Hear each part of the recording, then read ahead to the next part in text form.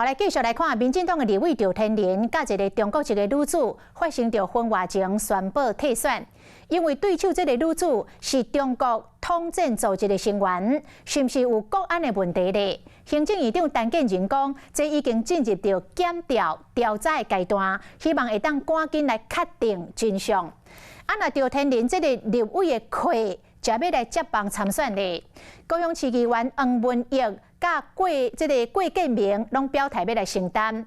那黄捷嘛，互看作是热门的人选。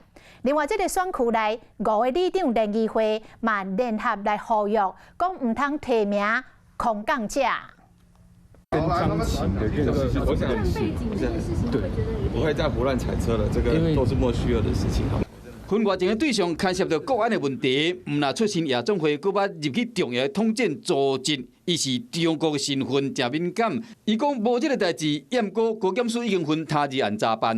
这件事情呢，已经进入检调查的这个阶段哈，我们希望呢相信司法。然后这一件事情呢，能够真相能够尽早来厘清。高检署还有调查局，他们已经在收集相关的资料来进行了解当中。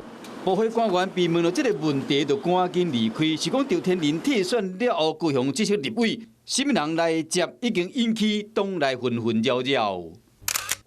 高雄市议员郭建明成立面前发布声明，话讲高雄市长陈其迈唔通坚持空降，因为外界咧猜测高雄市议员黄捷为非选区空降机会增加，被认为是热门的人选。不过包括高雄市议员黄文义、郭建明在内，拢表示讲因愿意站出来。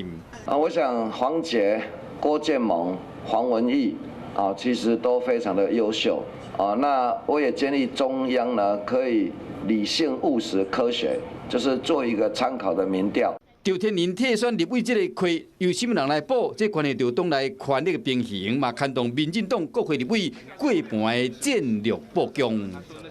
Hello， 我是冯维之，想要抢先掌握最及时的新闻资讯吗？赶快订阅、按赞、开启小铃铛，锁定华视新闻 YouTube 频道。